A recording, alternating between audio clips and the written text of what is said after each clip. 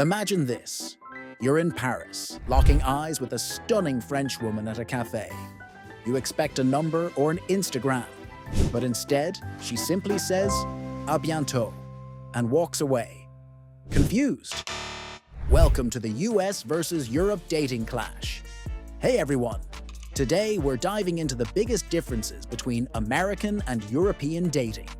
Whether you're chasing a European romance or puzzled by US dating culture, this one's for you.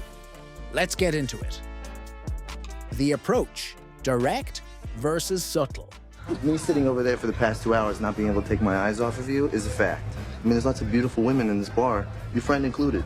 Hi. I love you. Let's start with the approach. In the US, dating often feels like a game. You swipe right, slide into DMs, or drop a cheesy pickup line like, "Did it hurt when you fell from heaven?" Americans are direct. They'll ask you out on a date, call it a date, and make their intentions clear from the start. It's all about efficiency, right? But in Europe, it's a whole different ball game. Europeans are more subtle. They don't rush into labeling things. A French guy might invite you for a coffee, but he won't call it a date. He'll let things unfold naturally. No pressure, no labels, just vibes. Europeans value the art of seduction. It's not about instant gratification. It's about building tension. Dating apps, swipe culture versus slow burn. Now let's talk about dating apps. In the US, apps like Tinder, Bumble, and Hinge are huge. It's all about swiping, matching, and setting up dates within days, sometimes even hours. Americans love the convenience of apps, and they're not afraid to use them to find anything from a casual hookup to a serious relationship. But in Europe, dating apps exist, sure, but they're not the main event. Europeans tend to be more old school. They prefer meeting people organically, through friends, at bars, or even at the grocery store. And when they do use apps, they take their time. No rush to meet up. No pressure to define the relationship. It's a slow burn, baby. The first date: casual versus romantic.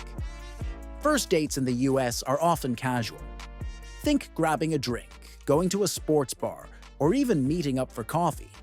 The vibe is low-key, and the goal is to see if there's chemistry. Americans like to keep things light and fun, especially in the early stages. But in Europe, first dates are events. A Frenchman might take you to a candlelit bistro, order a bottle of wine, and spend hours talking about art, philosophy, and life. It's romantic, it's intense, and it's designed to sweep you off your feet. Europeans see dating as an opportunity to connect on a deeper level. They're not afraid to get serious, even on the first date. So, if you're an American in Europe, be prepared to step up your game. And if you're a European in the US, don't be offended if your date suggests splitting the bill. Commitment: fast versus slow. I want all of you, forever, you and me, every day. Will you do something for me? Here's where things get really interesting. In the US, relationships tend to move fast.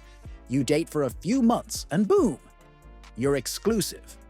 You might even move in together or start talking about the future. Americans like to define things early and often. But in Europe, commitment is a slow process.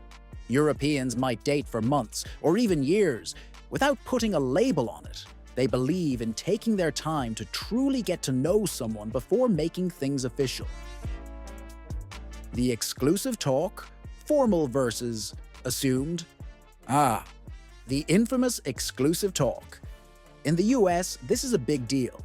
You go on a few dates, things are going well, and then, bam, someone brings up the talk. Are we exclusive? Are we seeing other people?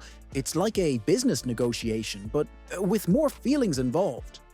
But in Europe, the exclusive talk barely exists. Europeans just assume. If you're spending time together, going on dates, and acting like a couple, then guess what? You're a couple. No need for a formal declaration. It's like, we're together because it's obvious, duh. Gender roles. Traditional versus progressive. You know what? You can order your own. I'm okay with coffee, thanks. Yeah, well, you always say that. Now let's talk about gender roles.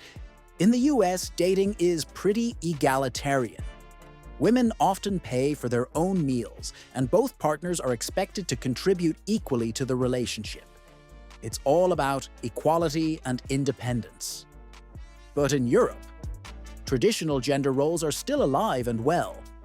A European man might insist on paying for dinner, opening doors, and taking the lead in planning dates.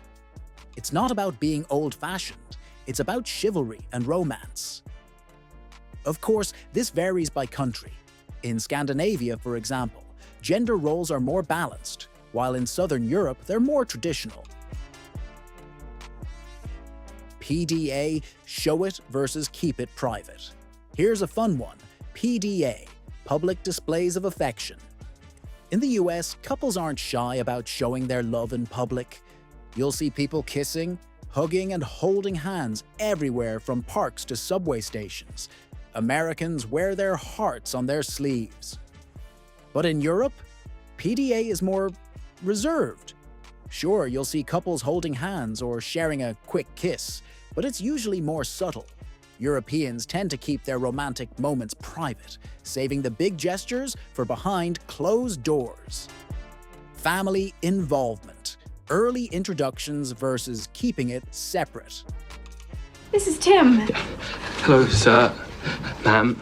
In the US, it's common to introduce your partner to your family pretty early in the relationship. Americans see it as a sign of seriousness and commitment. Family approval is a big deal.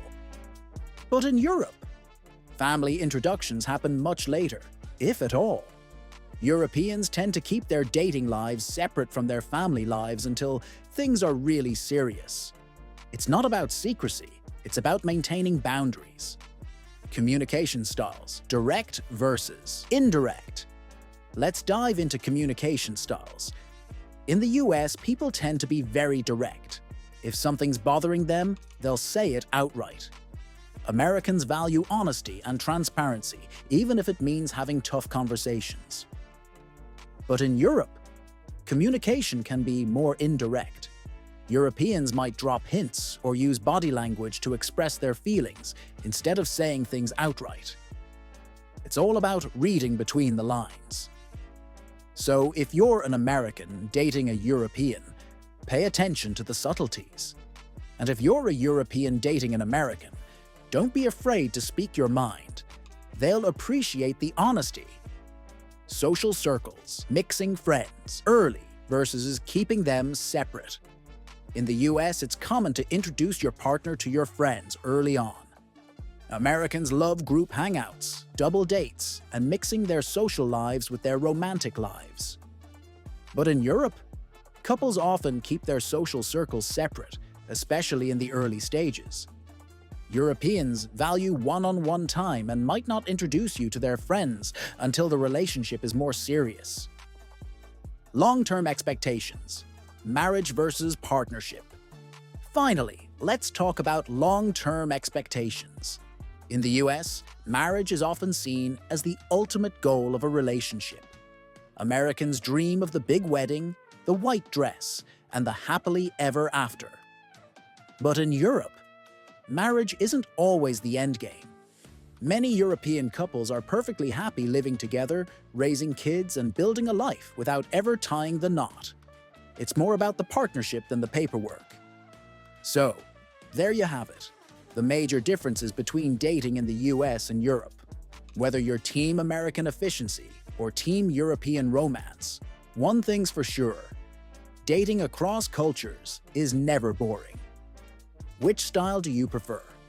Let me know in the comments below. And if you've ever dated someone from another culture, share your stories. Don't forget to like, subscribe, and hit that notification bell so you don't miss our next video. Until next time, keep swiping. Or not. Bye.